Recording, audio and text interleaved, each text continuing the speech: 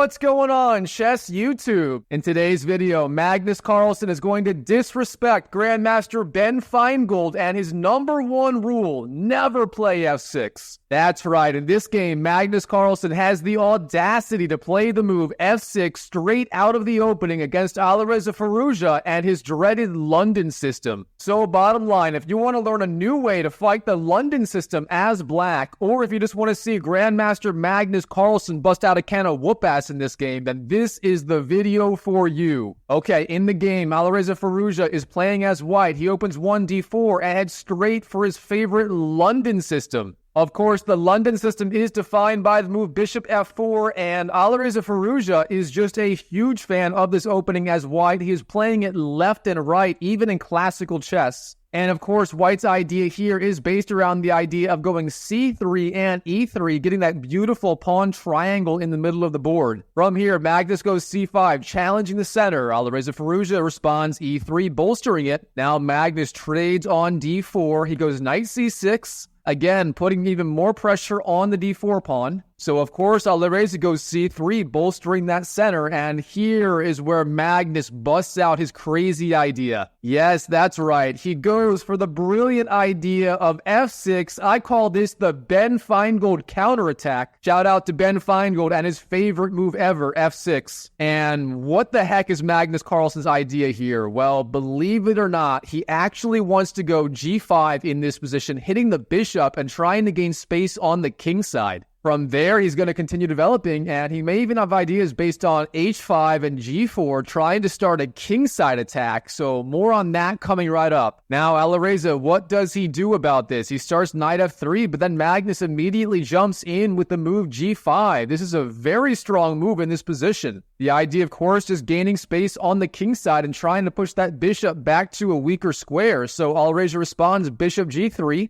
Of course, that is not the only square for the bishop. The computer here even seems to think e3 is the best square for the bishop. The basic idea is from there, the bishop is a little bit more centralized, and it also bolsters that d4 pawn a little bit better. However, instead of that, bishop g3 played in the game, and now Magnus with the very interesting idea of bishop to f5. Okay, what's the idea behind this move? Well, Magnus is basically showing he doesn't want to go for the attack on the king side immediately with the move h5, possibly h4 or g4. Instead of that, he wants to get the bishop outside the pawn chain, then go e6, perhaps bishop d6, knight e7, then maybe think about where to put the king, either on the king side or the queen side. So bishop f5 overall showing Magnus is starting to slow down the game just a little bit. Now Alireza plays perhaps the first weird move of the game. He goes for the idea knight b to d2. Instead of that, the most logical move in this position here would have been simply bishop to d3, immediately challenging Magnus Carlsen's bishop on the f5 square. I mean, yes, black can take the bishop, but here white's going to have a fabulous game, and black's pawns on the king side kind of make a weird impression. I mean, what the heck does Magnus Carlsen think he is doing in this position? But instead of that, knight b to d2 on the board in this position, and what is Alireza Firouza's idea? Well, I'm not entirely sure. I mean, d3 was the best square for the bishop. Now he's going to be forced to go bishop e2 or bishop b5 if he wants to complete development. However, both of those squares don't seem to be as good, and Magnus Carlsen, sensing a weakness, he immediately strikes on the king side with the move h5. Oh man, we are seeing this Ben Finegold counterattack in full force in this game. What's going to happen from here? Well, first of all, Alireza Firouza needs to find a way to defend that bishop on the g3 square. If he wastes a move, let's say bishop e2, then Magnus is simply going to go h4, trapping that bishop, and we have the classic Noah's Ark on the king side. Of course, the Noah's Ark is where you trap that bishop like this with the pawns coming down the board.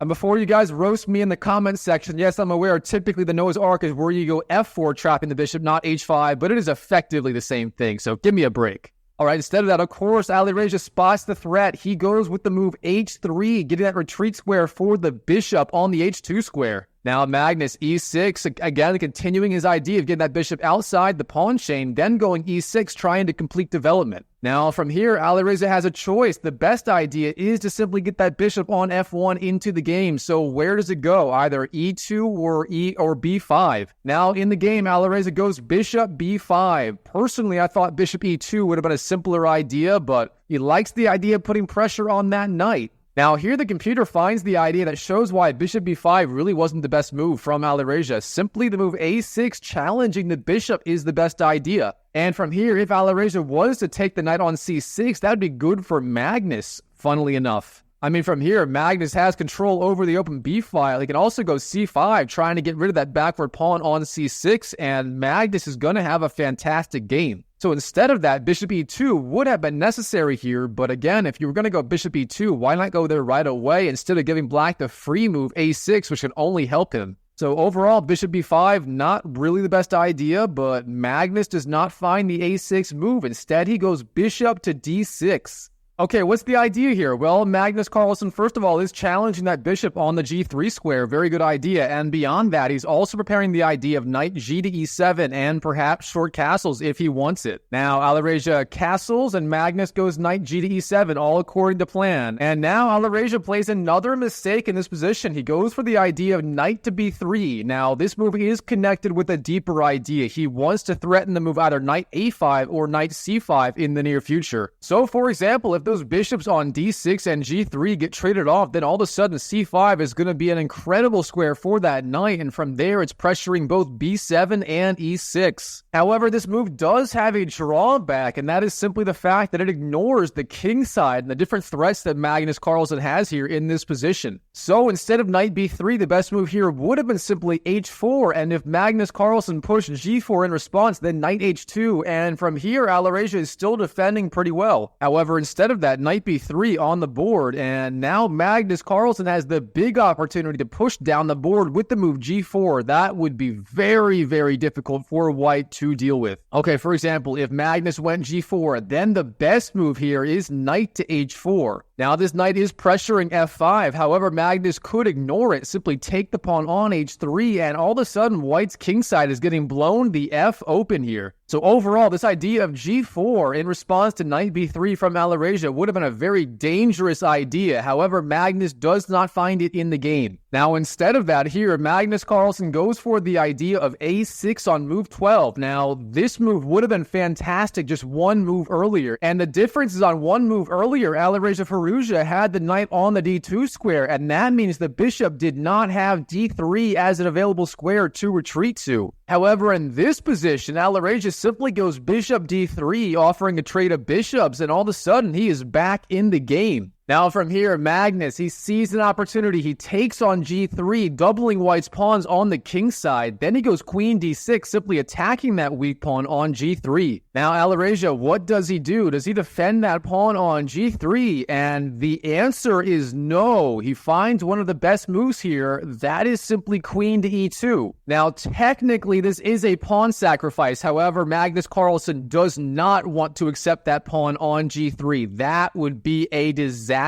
Okay, here's the idea. If Magnus takes on g3, then Alireza takes the bishop on f5, then scoots his queen into the e6 square, and that queen on e6 is going to dominate the board. For example, real fast, queen takes g3, then you take the bishop, black takes back, and then queen to e6, and suddenly on e6, that queen is just dominating the board. I mean, Magnus Carlsen would not be able to castle on either side, as the king would go into check with either move. And from here, what the heck is Magnus supposed to do? I mean, that queen is like Rambo, simply fighting on its own, but it is enough. Okay, so instead of that, Magnus obviously does not take that pawn on the g3 square. What does he do instead? Well, from here, he takes that bishop on d3, and Alireza takes back, queen takes d3. And now Magnus has a very big decision to make, or maybe even two. The first one, of course, is where does he want to put his king? Does it go on the king side or the queen side? Or perhaps does he want to artificially castle with something like king f7 to g7, trying to leave the rook on h8? So that's the first big question. The second question is, what does he want to do about that threat of knight to c5 with that knight jumping in, pressuring e6 and b7? Well, in the game, Magnus decides that knight c5 threat is just too big of a threat to ignore. He blocks it with the move b6. Now, this is a very double-edged move. On the one hand, it does temporarily stop knight c5. Of course, you do not want to go knight c5 as black simply takes it. That would not be good. However, there is a big drawback to this move. Now black's queen side is permanently weakened. It's going to be very, very difficult for him to castle on the queen side with those weak pawns on b6 and a6. Of course, if black were to castle queen side immediately, that pawn on a6 would hang right away. play, so obviously that is not a good idea. However, looking at this position, it starts to seem like instead of playing b6, the best move may have been simply castling on the king side or the queen side. Now here, the computer loves the idea of long castles, and it seems to think black's king is going to be perfectly safe on the queen side despite that weakening move a6 being played. Of course, you also have to consider black's attack on the king side. I mean, with those pawns on the g5 and h5 squares, of course, supported by that Ben Finegold pawn on f6. This all just means that black's attack is going to hit way faster than white, so black doesn't really have to worry about his king safety too much right away. But of course, as fate would have it, instead of long castles, b6 on the board, and this is where the game gets really interesting. I mean, the tactics in the game from here on out are just wild. You have to see them to believe them. All right, now, move 17. Now, Alireza has to find a plan in this position, and first of all, that pawn on g3 is still hanging. Black still has the threat of simply queen takes g3, winning a critical kingside pawn. So the first thing Alireza has to decide is, what do you want to do about that pawn? Do you sacrifice it? Do you defend it? What's your plan? Now, the best move here is simply to ignore the pawn once again. You want to go rook a to e1, activating that rook, and if black ever takes that pawn on g3, then you simply take the pawn on e6 with your rook. So that would have been the best idea, ignoring the pawn and getting your last piece into the game. Instead of that, Alireza plays a very strange-looking idea, knight to h2. Now, of course, the obvious idea behind this move is it does defend the g3 pawn. However, that knight on h2 does not make a very good impression. It is locked out of the game, and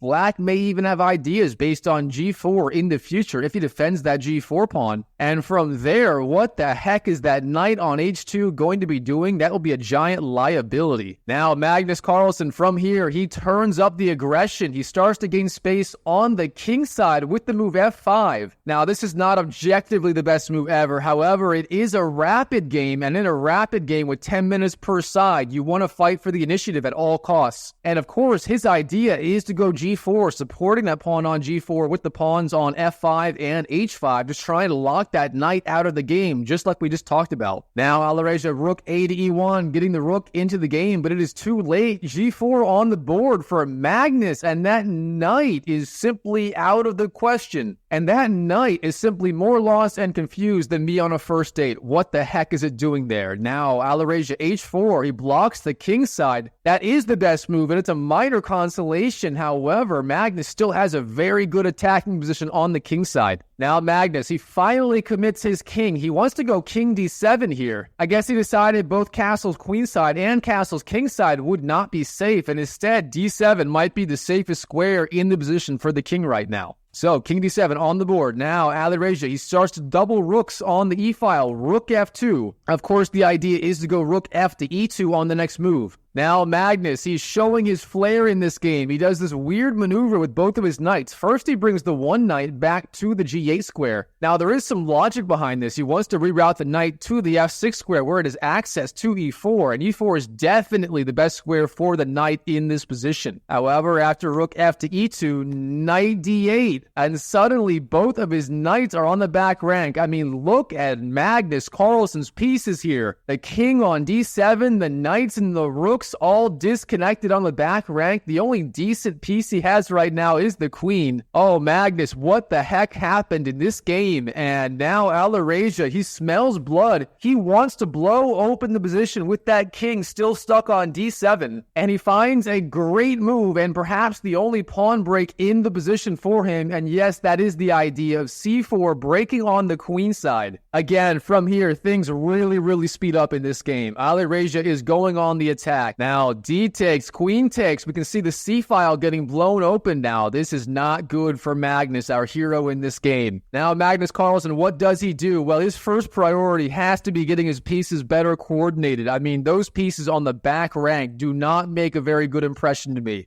And he does start that with the move knight to f6. Now that knight gaining access to both d5. That d5 square is newly released. There used to be a pawn on there. And of course, that square on e4. Now, Alireza, his worst piece in this position, of course, is that knight on h2. That knight, again, like me on a first date, it is clueless. What the heck is it doing? And Alireza finds the right idea. Knight f1, intending knight to e3, finally getting his last piece into the game. Of course, that is one of the most important chess principles, regardless of whether you're a beginner or a super grandmaster. You always want all of your pieces fighting in the position. And one of the most important questions you can ask yourself is, what is my worst placed piece in the position and how can I fix it? How can I bring it into the game? Now, Magnus, what's he going to do? There's a lot of pressure on that e6 square. So with that in mind, rook e8 simply supporting that e6 pawn a little bit more. Of course, there were only 3 pieces attacking the pawn and 3 defenders, so technically he had it defended properly for now. However, over defending the weakest points in your position is generally a good idea, as now the queen, king, and the knight all have the ability to move a little bit away from that e6 pawn. So Magnus getting a little bit more flexibility in his position and getting that rook into the game a little bit better. Now from here, Alireza, he has a big advantage. He has to figure out how to capitalize and break through Magnus Carlsen's position. So in the game, he tries to do it with the idea of queen to d3. Now this is a multi-purpose move. It does a few things here. First of all, it is over defending that pawn on g3, which allows the knight on f1 to get into the game. Although, as I'm going to show you in a minute, this may not have been necessary in this position. Of course, it also gets the queen off that c4 square and the c file, meaning rook a to c8 is not going to hit that queen with tempo. So I like the idea behind the queen move. However, there was a better idea here. The computer shows knight to e3 is actually possible. You are simply giving up the defense of that g3 pawn. Funnily enough, that has been a theme throughout the entire middle game here. Simply all these different ideas white has to sacrifice the pawn on g3, but it doesn't even matter in the end. Shout out to Lincoln Park. Now, here's the idea. If Magnus were to take that pawn on g3, queen takes g3, that would be an epic blunder. Here, white can simply crash through with the move d5, and black's king is so exposed, there is simply no way to survive the attack. That is just GG. So overall, knight e3 would have been the strongest idea. Instead, queen d3 on the board for Alireza Firouza. Now, Magnus, knight c6, getting his other knight into the game, solid idea. He is threatening knight b4 in some lines, so for that reason, a3 is played. Stopping knight b4 idea is not bad. And now Magnus finally jumps in with the knight to e4, completing that maneuver, knight to g8 to f6 to e4. So that knight is now simply a monster. That might be the single strongest piece in the game, and beyond simply attacking the g3 points, that knight also blocks off the communication of the rooks with the e6 points, so it indirectly defends e6, and that knight is just a hero for Magnus right now. Okay, Alireza, here he starts king h2, just like Magnus was over defending that weak point on e6 with the rook. Here, Alireza decides it is a good time to over defend that weak point on g3. He now has the king, the knight, and the queen all defending that weak point, which means he can now move one of those pieces, the knight or the queen, without worrying about that pawn falling. However, of course, that idea of king h2 is very dangerous. At some point in the future, Magnus may have the crazy idea of f4 trying to blow open the kingside. And of course, having the white king in the same line of attack with the queen, with these pawns getting blown off the board, that is going to be so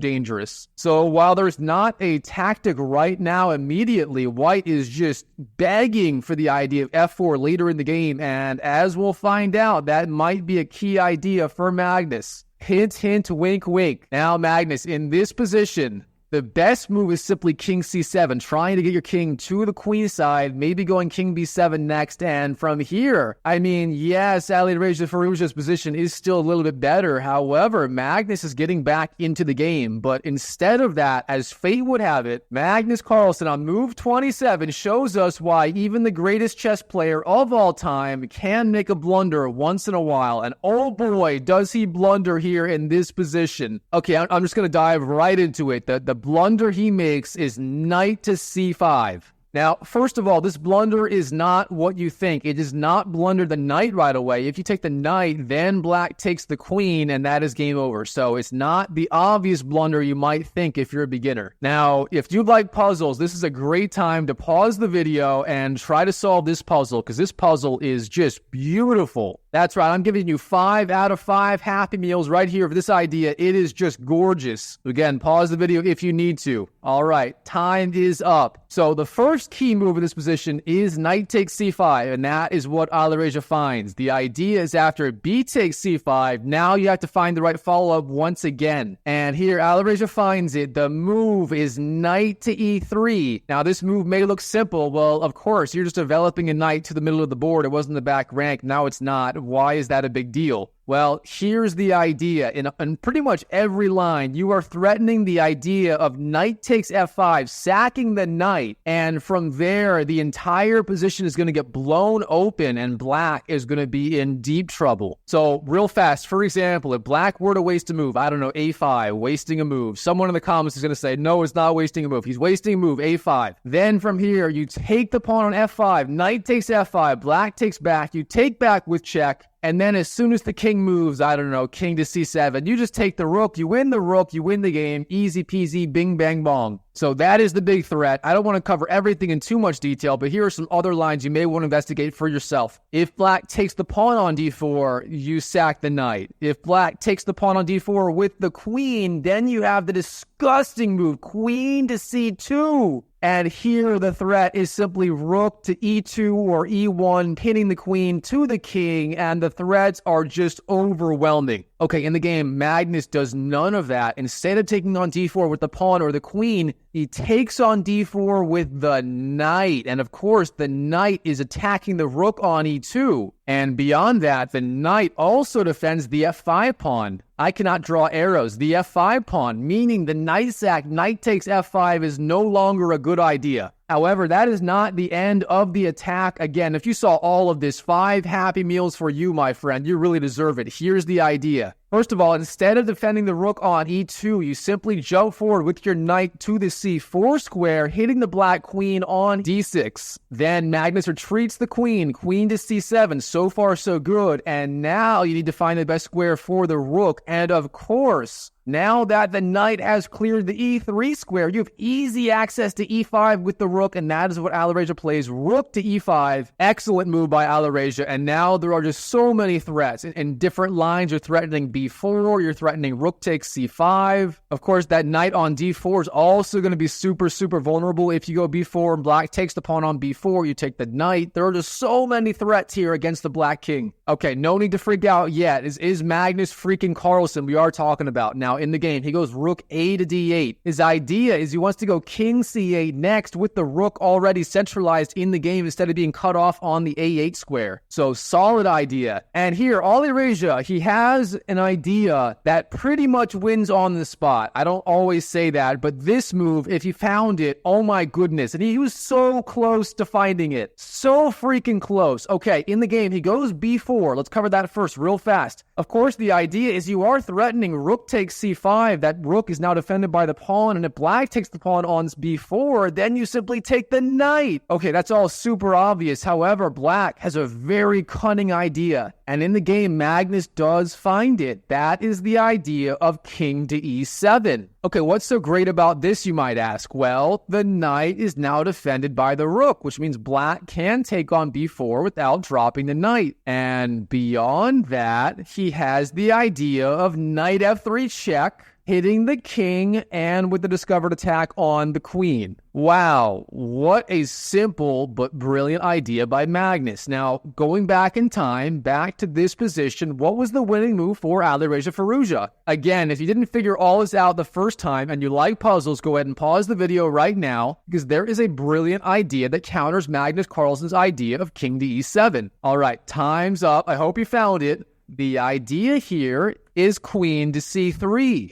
What's the idea? Well, Alireza wants to go b4 on the next move. However, he's already getting his king out of the way of the d file in case black goes king to e7. Now, what if black just goes king e7 right away? Well, in that case, Alireza Firouza has a forced checkmate. You sack the rook on e6, rook takes e6, and if the knight takes, you go queen g7, and believe it or not, this is checkmate. All these squares covered by the queen, the knight covering d6, and the queen indirectly covering d7, and there's nothing black can do to block the check. So wow, unbelievable move. In this position, the idea of queen to c3, preparing b4, and cutting off the idea of king to e7, because if the king goes there, you sack the rook and threaten a forced checkmate on g7. Holy guacamole, wow, what an idea. Of course, none of that happened in the game. Instead, Alireza goes for the immediate idea of b4, not a bad idea. It just doesn't do as well against the king e7 of Magnus Carlsen.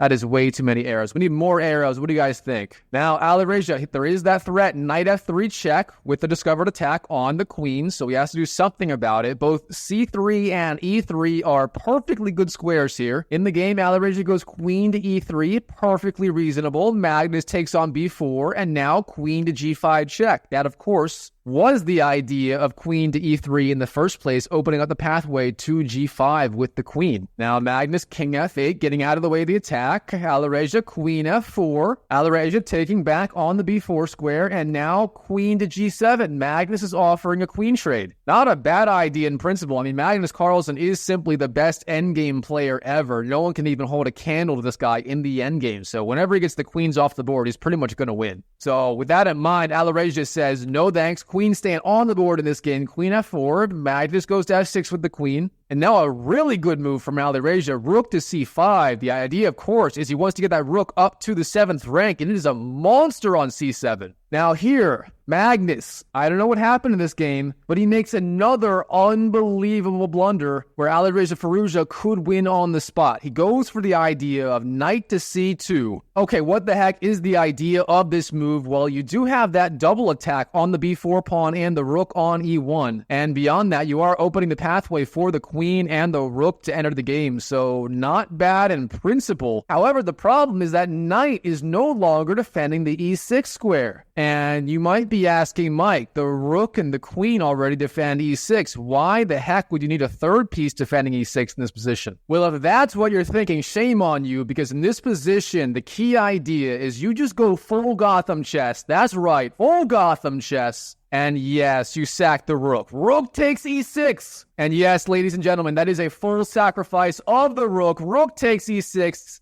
Just channeling that Gotham chess Khan spear energy. Here we go. Now, no matter what you do, you just lose on the spot as black. It's as simple as that. Okay, first of all, if you take the rook with the rook, you just go rook takes f5 and the queen is pinned to the king. Game over. Instead, if you take with the queen, then you take on f5 with the rook, king comes to e7, and then rook e5 pinning the queen. And now you may be asking, what about queen g7? What happens then? Well, then you simply take the pawn on f5 with the queen, king goes to g8, and then rook g6, winning the queen. So yeah, that might be the best rook sacrifice I've seen all year, just channeling that Gotham chess spear energy, and bang, you just win the game. Now, on move 37, Alireza Firouza simply forgot you're supposed to channel Gotham chess spear energy and sack the rook. Instead of that, he goes rook to b1, hiding with the rook. Oh no, Alireza.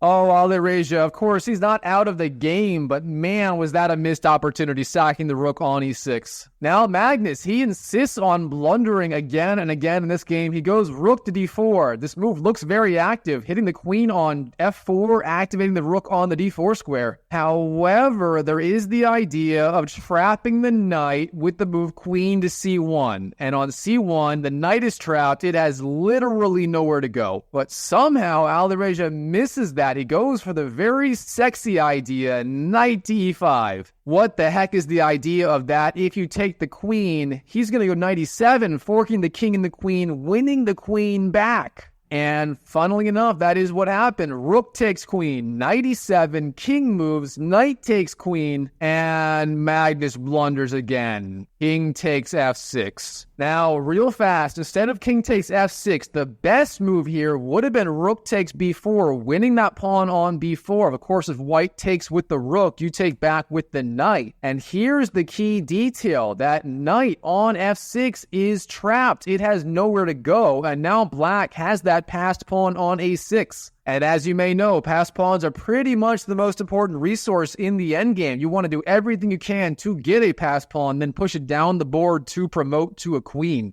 Now from here, yes, white can take the rook on e8, but black takes back. And here, the extra 2 pawns and the passed pawn and the knight are enough to offset the rook, and Magnus Carlsen would achieve equality for the first time in this game. But instead of that, king takes f6 on the board. Now, here's the problem. You take the rook on f4 with the g-pawn, and suddenly Alireza is up in exchange. He has that rook in return for the knight. Yes, black has 1 extra pawn, but it is a backward pawn on the e6 square, and Magnus is simply losing here. Oh no, Magnus, and things just go from bad to worse. He sacks a pawn on g3 for unclear compensation. Yes, he hits the king trying to get counterplay, but that's not enough unless Alireza blunders. Did Alireza really blunder away a win here against Magnus freaking Carlsen? Wow, he did. King f3, he blundered. Okay, here's the idea. In this position, the winning move is either king f2 or king h1. Now, why is king f3 so much worse than the f2 or the h2 square? Well, there is a tactic. If black takes the pawn on g2, as he did in the game, the best move, now he's threatening to take on h4 with check. And that is the key difference. Of course, if the king was on h3, not only is it not check, he's also defending the pawn on h4. But instead, that check with the gain of the pawn is enough to get a passed pawn on h5, and that might even save the game for Magnus. Now, Alireza rook to h1. He has to defend, but that gives Magnus the extra tempo he needs to jump in. Now, Alireza rook c6, attacking a6, but now Magnus wins the pawn. Now, both sides have passed pawns. So Magnus taking on f4, Alireza rook b1, defending the b4 pawn. And from here, Magnus simply forces a perpetual, and both sides agree to a draw in an equal position. Wow, what a game by both players, especially Magnus, starting with the Ben Finegold counterattack with the move f6 straight out of the opening. And from there, we simply had incredible stuff, including lots of blunders by Magnus, missed forced checkmates, missed rook sacrifices, harnessing Gotham chess spirit energy. Wow, this game was off the charts. Now, before you go, if you want to see more Magnus Carlsen content, go ahead and click on my Magnus Carlsen playlist, which is showing up on your screen right now, and I'll see you in the next video.